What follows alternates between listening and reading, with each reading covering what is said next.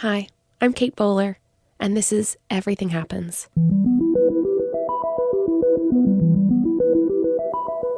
I began this podcast so I didn't have to feel alone anymore. How selfish is that? I had just been diagnosed with stage 4 cancer, and I felt like I was going to suffocate under the weight of everyone's reasons for why it happened. I needed a way forward without quite so many cliches. So this is a podcast about when everything comes apart, and my conversations with friends and strangers along the way who understood what it was like to fumble around and find a way forward. I have a friend who has thought a lot about fumbling around in the dark, and I realized that she would be the perfect person to ask about some of these questions. Her name is Barbara Brown Taylor. She is someone you might have seen on Oprah's Super Soul Sunday. She is a teacher, an Episcopal priest, and a New York Times best-selling author. Her book, Learning to Walk in the Dark, was featured on the cover of Time magazine. And I understand why. Barbara has a way of filling you with courage as she explores darkness as both a metaphor and a reality for the things that scare us. And I'm excited to be talking with her today about what she's discovered about walking in the dark. Barbara, it is so amazing to have you in front of me, in front of these eyes right now. Thank you, Kate. I'm so glad to be here. So I loved you before, but after getting a chance to really dig into learning to walk in the dark, I am certain that I love you more. As you know, I've walked in the dark, and I think this is why so many of the stories that you wrote really resonated so powerfully with me. I think we should probably start by saying you live in the dark on purpose. You left the city, you moved to the country, you are not even Mennonite, and you chose this way of life. That's true. I did. I would love then to start with, what should we think of when we talk about darkness? So what do you mean by darkness in this book? I'm going to tell you what I mean by darkness, but I'm going to remind you that word is sticky, and it picks up the lint of everybody's life in a different way. Mm-hmm. What I mean when I use the word darkness still is any place, any situation in which I can't see where I'm going. Spiritually, physically, emotionally, vocationally, can't see where I'm going. And none of my regular tools are much help because I can't see the compass and my landmarks are not visible. So I have to rely on senses, including intuition and friendship and a lot of things I don't use as much in the light because I feel capable and speedy in the light. But darkness slows me down and disarms me in ways that are simultaneously terrifying, primarily terrifying. Yeah. And if I can take a breath, may also have treasures for me that my speedy daylight life doesn't have. So I really like the way you pick up on all the problems with that metaphor. Blindness as bad, blackness as bad. You don't want darkness to be a foil. In the first few pages of your book, you say something really counterintuitive. You say, I have learned things in the dark that I could never have learned in the light. Things that have saved my life over and over again, so that there is really only one logical conclusion. I need darkness as much as I need light. That is such a weird thing to say because, as you argue in the book, we're inundated with these New York Times bestsellers about how to avoid the darkness. Everybody just wants to stand in the sun. Of course. Tell me about why we should not just be craving what you think of as like super sunny faith. The main reason is because it's half a life, right? At the physical level, it's half a life. It means I only want certain seasons of the year and I only want certain hours of the day. And I can want that all I want, but that's not the way it's going to turn out. So the main reason for me to challenge the kind of full solar spirituality you're talking about is because it's half a life. And that is an unrealistic and impossible way to live. So if I learn anything from the rhythms of the natural world and the rhythms of my own life, I learned that darkness is part of every life and that there's no way to defend myself against it, but there are ways of turning toward, turning away, learning to stay in the presence a little longer, being curious about what there may be for me when I lose my illusions of omnipotence and control and cheerfulness and sunniness. No, you can't take that away from me. You You can't take performative cheerfulness away from me. Otherwise, I'll have to manage my terrible feelings. There you go. You just put your finger on it.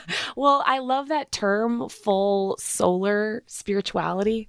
It reminds me so much of things I noticed in the prosperity gospel. Mm-hmm. So the idea that God rewards the faithful with health and wealth and happiness.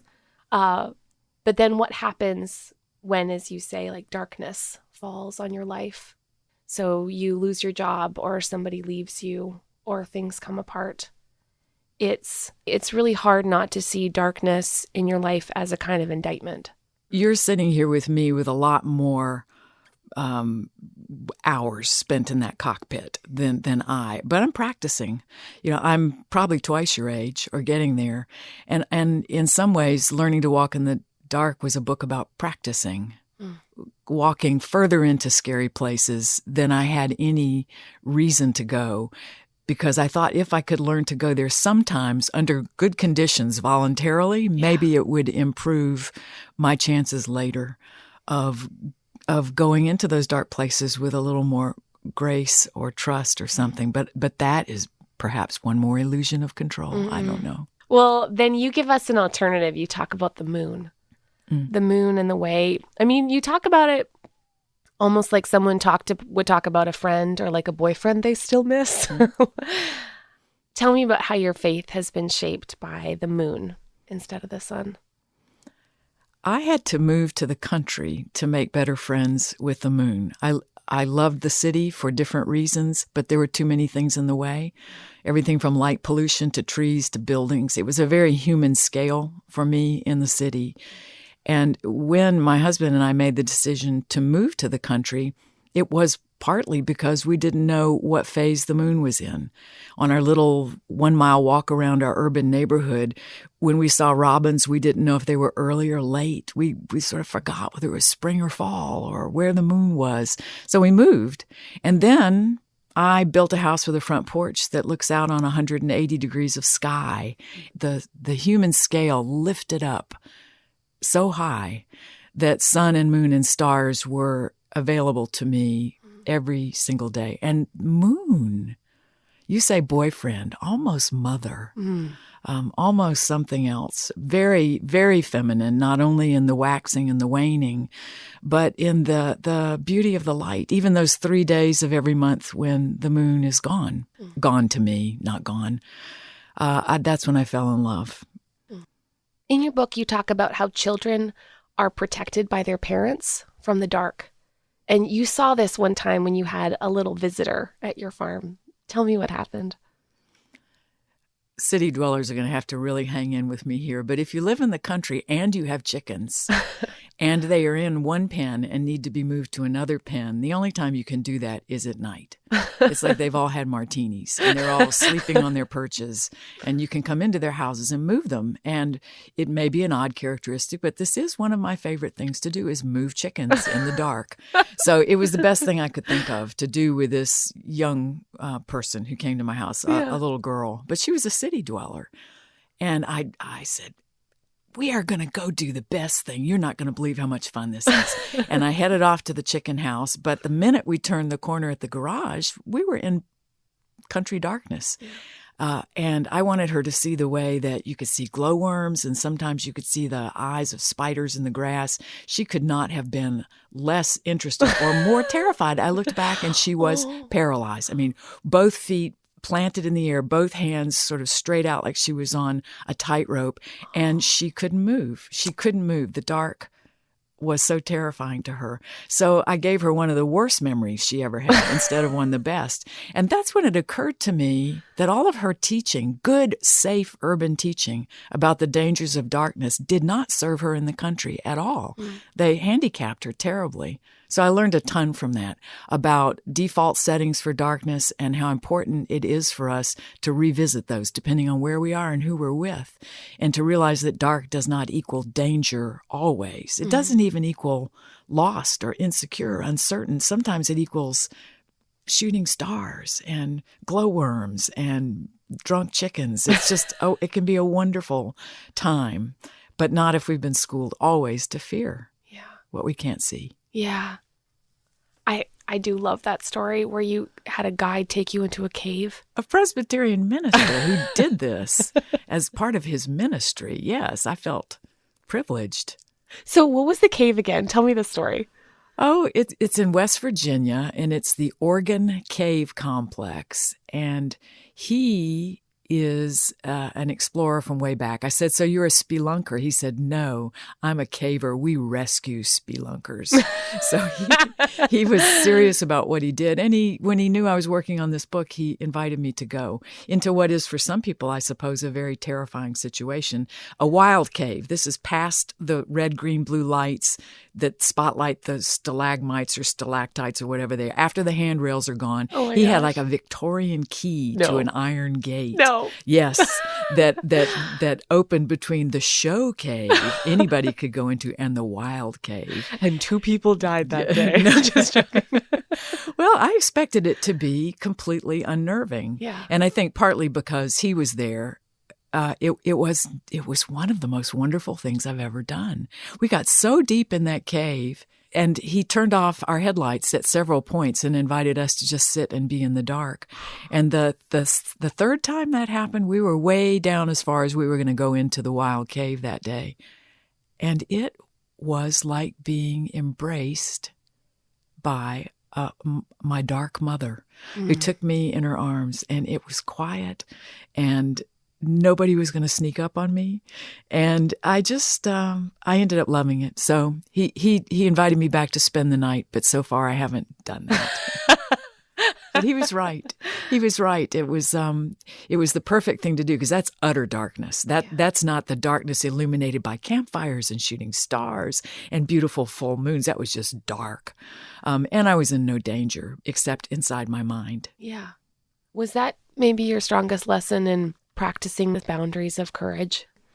It was certainly a good experiment in testing what I thought would be frightening, because very often my fear will stop me way before I even try something out to see how scary it is. Yeah. It seems important to keep doing some frightening things every day, or I won't work up my courage muscle. Yeah. Yeah. That sounds right to me. I'm incredibly susceptible to peer pressure. So it turns out that when too many people are yelling, like, I will do it, no matter how afraid I am of, like, heights, for example. So I've done more jumping off things than I thought I would do. Have you jumped out of an airplane? No. I am never doing that. I think that's a hard no for me. I know a lot of people who experience trauma and then, like, that was one of their, no, thank you. No, me either. Learning to step into the unknown was so important to you in some of your hardest moments. And you've had some recent seasons of loss. If you don't mind talking about it, what did you learn about darkness in those moments? I don't want to be opaque about this, so what I think you're referring to are illnesses in my immediate family, some of them sort of natural parts of life, my mother and my father's deaths, but more recently my sister's, which hit early with stage 4 tongue cancer. So she is my baby sister, and I am her power of attorney and carry her medical agency. So I get to be with her a lot. And there's a definition of darkness for you, hers and mine. The person in the bed, the person by the bed, I think are seized in different ways by the unknownness of what's going on. But this one I don't have a lot of retrospect on yet. So that's actually a good question, because I'm in the middle of it, and she in the middle of it much more than I. But it's quite something. I am a person who wants to love by fixing things. I want to love people by doing practical things to make things better for them. And what I have learned with her, what she's taught me, is there's also a love that's called only to witness. only to witness, to bear faithful witness to what someone is going through with no possibility really of fixing very much. And that is a hard love. That is a very difficult love. And this love happens in a whole network of medical care that can make the loving an extra challenge. Yeah. Yeah. So, hospitals, I think we can both agree they're horrible. And as you know, I've spent a lot of time in them, and I consider myself something of a hospital dweller. When I'm in the blood work room or something for treatment, I always look at all the people with the bracelets, and I think, like, these are my people. Yeah. I know you did a really long internship in a hospital when you were training to be a pastor. I was wondering, do you think there's a particular kind of darkness that inhabits a hospital? There is. I was a chaplain for a year doing a clinical pastoral education thing. And what I remember about that time is that when all hope was gone, the doctor would come out of what was called the family room. I still get chills thinking about the family room. You don't want anybody telling you to go into the family room. But the doctor would come out with a stethoscope, and I would go in with the Bible or the guideposts. And it was such a change of arms because hospitals are set up, I think, to release people to go get better. And they're meant to be places of healing, and yet they're also places where you can't sleep, and it's all about your charts and your levels and your blood tests, and it's hard to find the human dimension in there. When you do, it's like the gold standard, but it's not always easy. I think that in hospitals, that's where I learned to be afraid of the dark, like really afraid. I guess because time doesn't have the same quality to it, partly because people wake you up at 4 a.m. when they begin rounds. Right. But you're usually by yourself then, or if you're with someone, that person is sleeping. And so you tend to get the worst moments in the middle of the darkness, which becomes suddenly bright artificial light as the doctor pops in with the thing you're supposed to remember 6 hours later when your parents come in and want to know, like, what the hell is going on. And also the time when my mind is just like so off kilter. So when I got really sick, I started making rules about the darkness, like no talking about anything sad after 8 p.m. or before 7 a.m. Because I just found like I was dumb and like so off balance. And then like I just couldn't trust myself to have reasonable thoughts. So like after 8 p.m., I could watch, I don't know, Bachelor in Paradise, the reality program. I was about to talk about TV miniseries. Yeah, exactly. Like that's the time when you do something just like oatmeal in your life, something entirely cardboard cutout, because the darkness to me with hospitals is totally associated with fear, unknowing, and total destabilization. There's something about the dark, and it's positively metaphysical. I don't know whether it's because the world kind of closes in because you can't see. You know, the world becomes smaller. It's lit by artificial light, but there is a way in which everything comes closer. Yeah. And the things I will wake up and absolutely become undone by at 2 a.m, they don't bother me so much at, what was your rule? Until what time in the 7 morning? a.m. You It can don't have bother thoughts. me at 7:30. 7:30, I can begin to entertain them again. But there's something about literal darkness that is a magnet for all the other kinds. Yeah, that's so true. And I can't tell, though, if 2 a.m. Kate is real Kate or 2 p.m. Kate is. I mean, the other day it was late and I broke my own rule and started having sad thoughts. And I kept remembering when I would fly to Atlanta every week for treatment. And when I would get there, I would get off on like one of the first flights that came in. And it was so early that I would see all of the homeless families in the bathroom of the baggage carousel area, because people had realized, like, if you have a piece of luggage, no one's going to throw you out. And watch people try to, like, put their day faces on and look brave for the world again. And watching moms wash their little kids' faces in a public bathroom because they didn't have a place to go while I was attached to a chemo pack, I thought, like, the world is never going to there's not enough. There's just like not enough. And Anyway, I just remembered that the other day because I broke my own rule and then like immediately started sobbing. And I figured like, is this me seeing things as they really are? Mm-hmm. Or I don't know. Yeah, there's just some thoughts at night that are just so much more real than you maybe allow yourself to think in the day. You're also talking about, I think, losing all your filters, that there is a way in which some of the assaults on us, I think, destroy our filters. So we begin to see everywhere people who are hurting also, who are also afraid, who are also wanting, who also don't have enough of fill in the blank. So I think the 2 a.m. self and the 2 p.m. self are both the true selves, right? It's just that one's filters aren't working so well, and the other one's got hers up. Yeah. Yeah. And somehow only wants to small talk. And 2 a.m. Kate can never small talk again. That's true. There is no small talk at 2 a.m., is there? No. There is none. No. They're like, am I a bad person? Am I doing this right? And 2 p.m. is like, all right, I got this 3 o'clock meeting. Let's get on with it. Was there a particular patient or experience that taught you how to embrace the dark? I love the verb because it's about getting your arms around something, right? One of the most awful things that happened during that year was to be called to the pediatric ICU to baptize a baby who had died and to watch that baby embraced, the verb, embraced by his parents was remarkable. And for them to allow me to touch him and give him back to them. So it ends up being the embrace part. I think about spooning my sister in the hospital bed, with her little skinny self and my ample self. But it's the embrace part somehow. If there's anything in that hospital 2 a.m. time, it's the ability to touch and be touched. I'm really happy to have flesh. Yeah.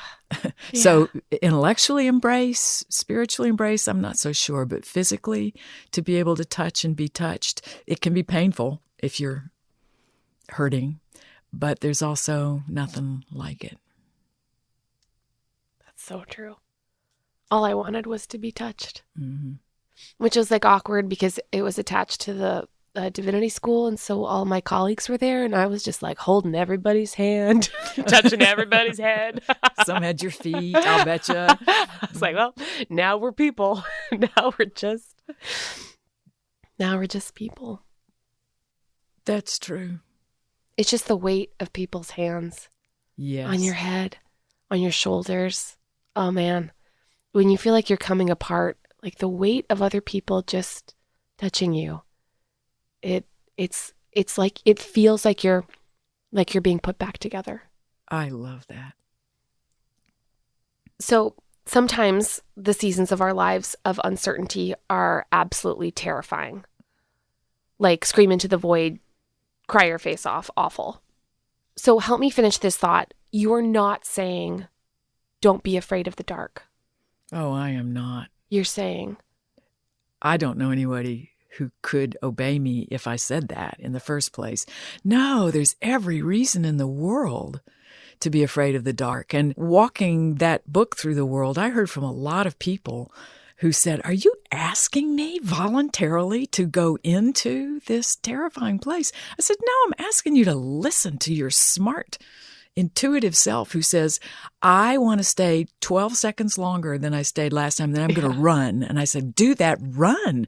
I mean, if there has ever been a time in your life when one of the darker moments of your life broke open and revealed something that your cheerful 2 p.m. sunny self might have entirely overlooked, then there could be reason to stay and take one more breath. So what can we learn from other faiths about learning to embrace the dark? In your latest book, Holy Envy, Finding God in the Faith of Others, you spent some time thinking about what other faiths offer us.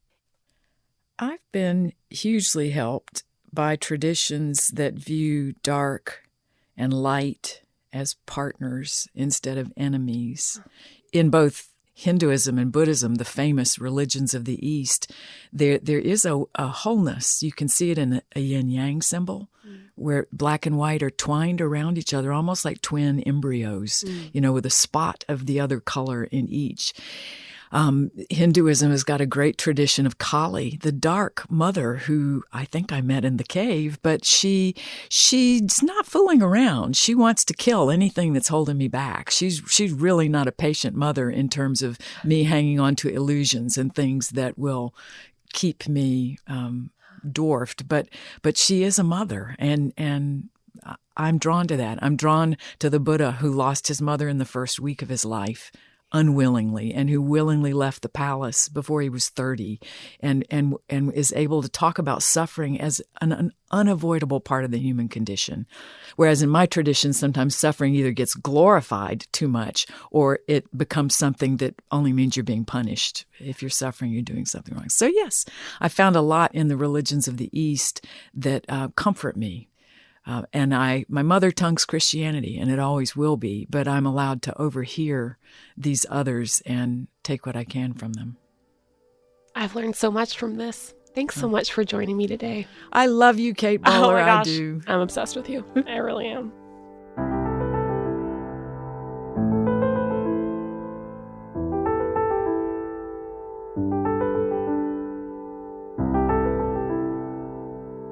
When I talk to Barbara, I always feel a little braver. I really appreciated when she sort of nudged me to think about how my 2 a.m. and 2 p.m. self are actually just two halves of a whole, like day and night. So maybe at 2 p.m., when we're having coffee and racing around, we need to take a deep breath and remember that we are actually a little delicate. That maybe we have a headache and need an Advil, or need to reach out and get a bit of love from a friend, or just sit in your car and crank the seat way back and turn on your favorite song and let it fill you up. And maybe at 2 a.m., when we might be wide awake with a racing mind and a frantic beating heart, we need to take a deep breath and remember that we are actually a little brave. That maybe if we feel like nothing will ever be okay, that we remind ourselves that we conquered so many things, big and small, to get us to this place, and that we can trust ourselves and the people who love us to get us through the next day. In the light of the moon, we can try what Barbara suggested and wait. Wait just a little longer, 12 seconds longer than before, in the difficult and dark places. And squint, and wait for the stars to appear. It might take a while for our eyes to adjust, but there they are, blinking back at us, welcoming us to the other half of our lives.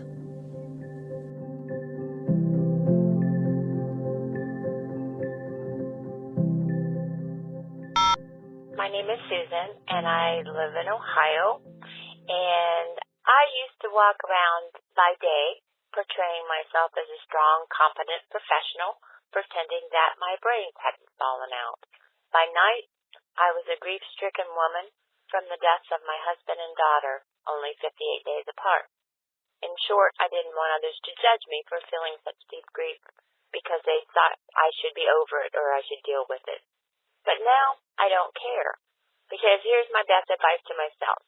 I loved my husband and daughter longer than they've been dead. Grief isn't something to get over or move through. It's something you live. So I'm living it and functioning in it, and it makes me a better person not to have to hide.